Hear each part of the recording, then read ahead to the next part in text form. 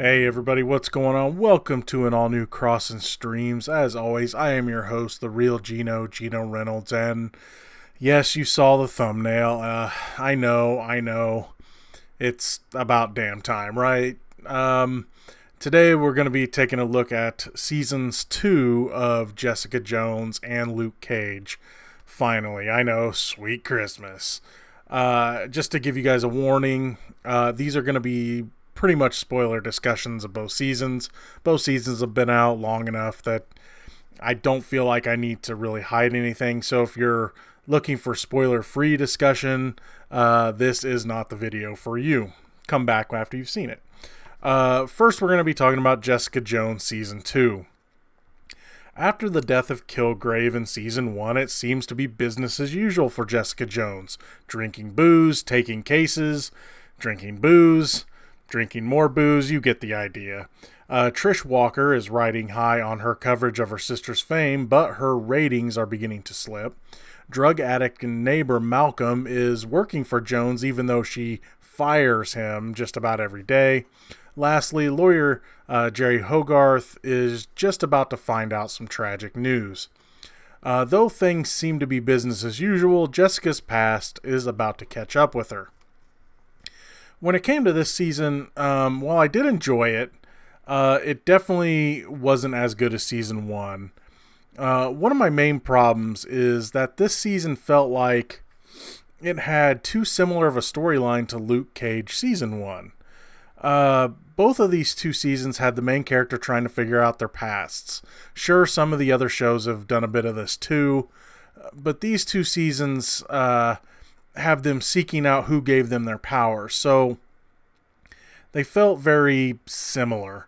When I talk about Luke Cage Season 2 here in a bit, I'll talk about how it borrowed some ideas from this season of Jessica Jones. I feel that this is becoming a bit of a problem with these Netflix Marvel shows. I think the strongest ones have been Daredevil and The Punisher, really, because they got their powers or lack of powers, with the case of the Punisher. They're quick and there's nothing they really need to explore. They could explore their past, but they don't have to figure out where they got their powers from. Matt got his powers from just a quick accident, and the Punisher, well, military. Another thing that was okay but could have been way better with this season's was this season's main villain, which ends up being Jessica's mother, who she thought was dead. While the story does work in the end and is pretty heartbreaking, having a villain that is pretty much the same character, only a little stronger, I found it to be just a little bit boring.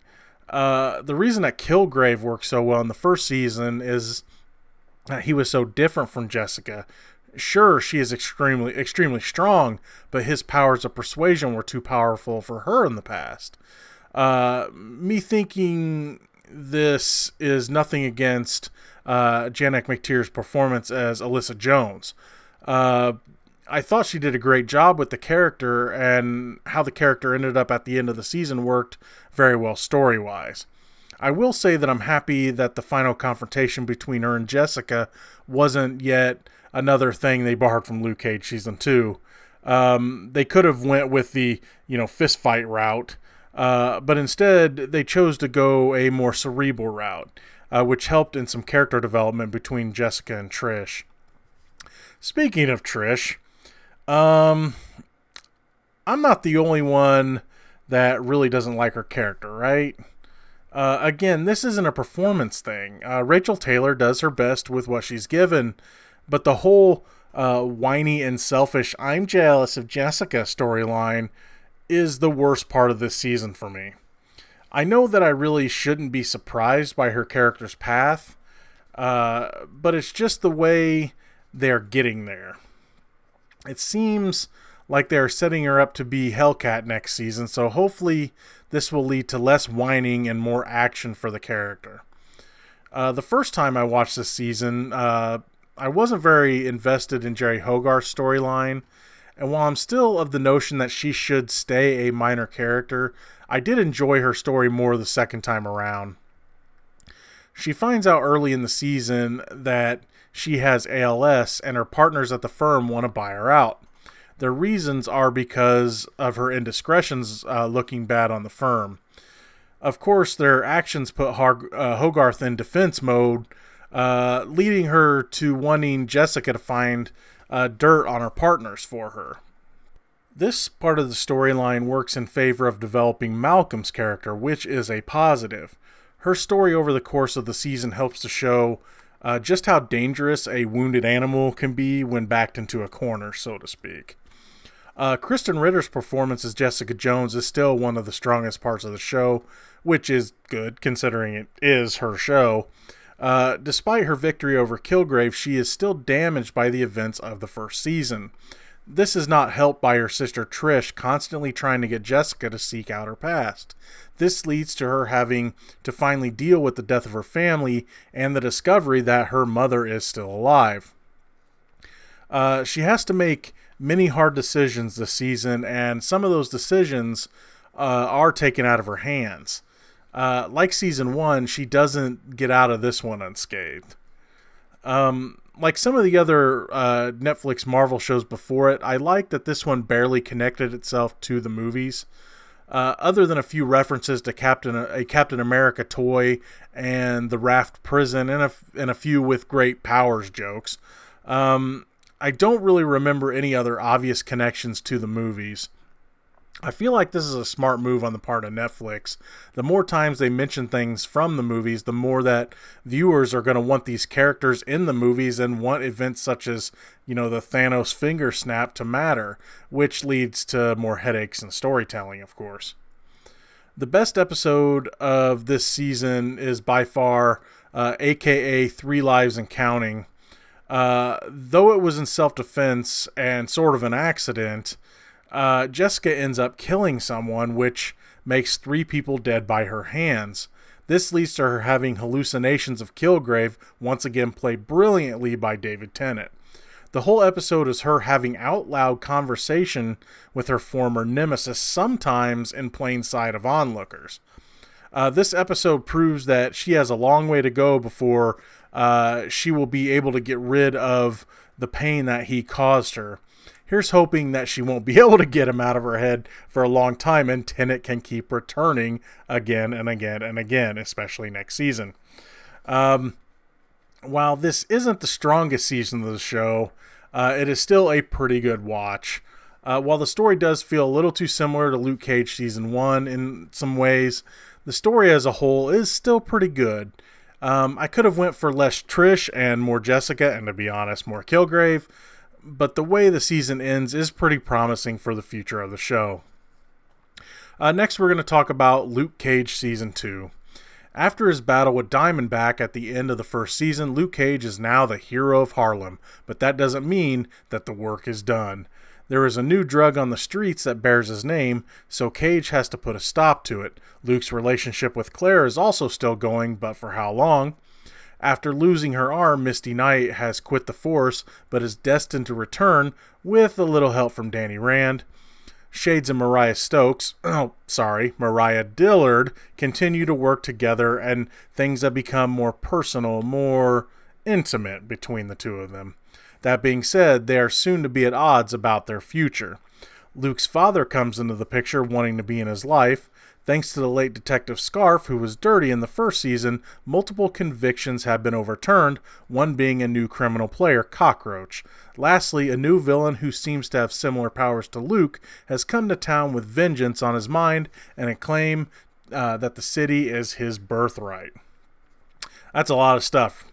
So, here we go. First things first, just like Jessica Jones Season 2 borrowed some plot points from Luke Cage Season 1, Luke Cage Season 2 borrowed some plot points from Jessica Jones Season 2. The main thing that was borrowed is our main character having issues with a parent. In fact, there are 2 different sets of parent-kid plots in this season.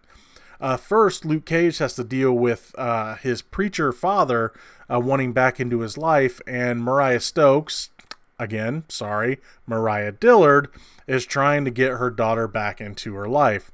While Luke's dad is really looking for forgiveness from his son, Mariah only wants to be close to her daughter because it is to her advantage in the eyes of the public.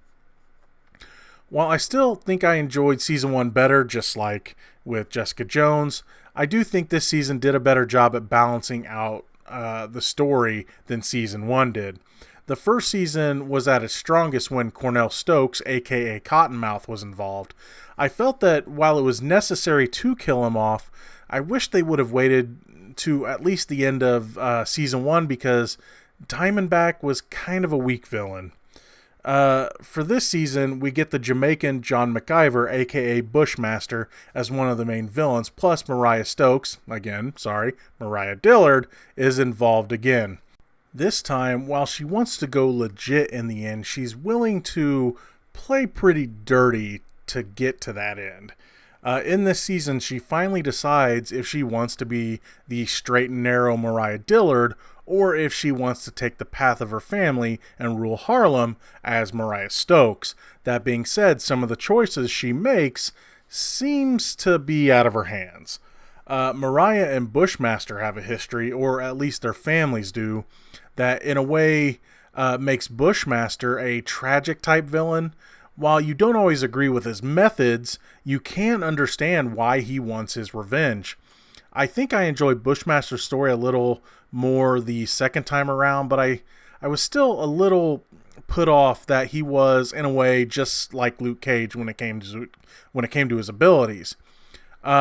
This would be another thing that this season would borrow from Jessica Jones season 2. At least his powers were not as great and not obtained the same way as Luke's were. Bushmaster gets his powers from a plant called Nightshade, sort of. The plant is said to not give its user power, but reveal the power within them. Bushmaster gets extra strength, speed, and harder skin with his use of the plant. While he is not as strong nor is his skin as hard as Cage's, Bushmaster uses his speed to gain the upper hand on Harlem's hero on more than one occasion. The problem with the way he gets his power is that the more one uses Nightshade, the more it begins to destroy one's mind and body. This is a constant plot device for the character. Can he take Harlem before his power destroys him? Mike Coulter is still as good as he was in the first season as Luke Cage. This season has him still trying to fight the good fight, but is finding it harder to control his anger when it comes to taking out the bad guys. This anger leads him to going too far on at least one occasion, which then leads to problems with he and Claire Temple's relationship. This season deals with an issue I had with season 1, which was they finally deal with Luke and Claire's relationship being strained because of Luke being a hero, similar to her relationship with Matt Murdock. When it comes to Luke's powers, we learn in this season that the chemical bath he was in at the end of season 1 somehow made his skin stronger.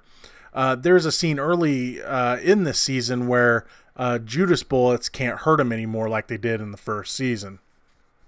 And I think that is a good segue into how this season connects to the MCU. Judas bullets are created by Hammer Industries, which were introduced in Iron Man 2. The bullets are made from Shatari metal found after the incident, which of course is the big battle in the first Avengers movie. The green guy is mentioned once, and of course that's the Hulk. When they are discussing Nightshade, there is a mention of magic is science we haven't figured out yet, which is a callback to Thor the Dark World and of course Doctor Strange. Just like season 1, the soundtrack of season 2 is one of the best things about it. This season uses the same method from the first, in where a lot of the music of the soundtrack is being played on the stage of the club, Harlem's Paradise, and then it'll cut to scenes and action scenes and whatever else is going on. And I always thought that was a cool way of doing it, and they continued it in this season as well. On the same note, the paintings in the main office of Harlem's Paradise are used the way the Biggie Smalls painting was used to crown Cottonmouth, so to speak, in season 1. Mariah has her family heirloom, the Basquiat painting Red Kings, hanging in the office in this season. At times it is used to show Shades and Mariah as Harlem's possible crime royalty, but Later, she has her cousin Cottonmouth's Biggie Smalls painting put back up when it seems it will be only her that's in charge. And of course, they have her standing in front with the crown. Looks like it's on her head. Later, after Mariah is killed in prison and Luke takes over the club, he has a picture of Muhammad Ali put up in his office. Without going into a ton of detail, both Shades and Misty Knight get a ton of character development in this season. Misty goes back and forth on what kind of a cop does she want to be, if she wants to be a cop at all, after losing her arm in the Defenders, and also having to deal with her former late partner being a dirty cop and all of the cases that got overturned. Shade starts off the season pretty sure of himself and his situation with Mariah. He and Mariah are pretty much a power couple in the beginning, but things change as she does. The darker Mariah's path gets, the more Shades sees that the old ways or old rules of the street are dying. After Mariah leads a massacre aimed towards Bushmaster, where a lot of innocent people die, the hardened Shades begins to crumble. I think his story was probably my favorite of the season. The ending of the season has Luke basically compromising and in a way becoming yet another crime boss. After Mariah leaves him Harlem's Paradise and her will, Luke decides that taking it over would be the best way for him to control the streets, since, fighting the good fight doesn't seem to be working. The first time I watched this ending, it kind of rubbed me the wrong way. It was definitely, it was stolen right from The Godfather. We'll just say that, because it is. That being said, watching it again and really focusing on the people around Luke and how they react to his actions really makes the ending work. There are not a lot of mainstay characters happy with his decision, so this could make for an interesting season 3. The best episode of the season, of course, is the crossover episode with Danny Rand. We get to see what I hope this show will eventually become, which is merging Iron Fist and Luke Cage into Heroes for Hire. We get to see just how much fun it would be to have these two teaming up and kick a lot of butt. And let's be honest, we all want more of that. Lastly, I love each and every coffee joke in this season. Tons and tons of coffee jokes, and yes, coffee is sex. While neither of these seasons are perfect, seeing them twice really let me focus on what made them work. So in the end, I'd still recommend both of them. That being said, I think the ending to Luke Cage made me more optimistic for that show's future than the ending of Jessica Jones did. Either way, I'm still looking forward to both of them continuing. So now, come on September 7th. That, of course, is the release of Iron Fist Season 2. And also come on, I guess, classified date for The Punisher Season 2. I'm ready for you as well, but not at the same time. I am not doing this again. That's going to be all for this edition of Crossin Streams. If you like what you've heard here, please subscribe to the Real Geno YouTube channel, like this video, and if you have anything to say about these shows, please feel free to leave a comment in the section below. Until next time, I'm your host, the Real Geno, Geno Reynolds. Sweet Christmas.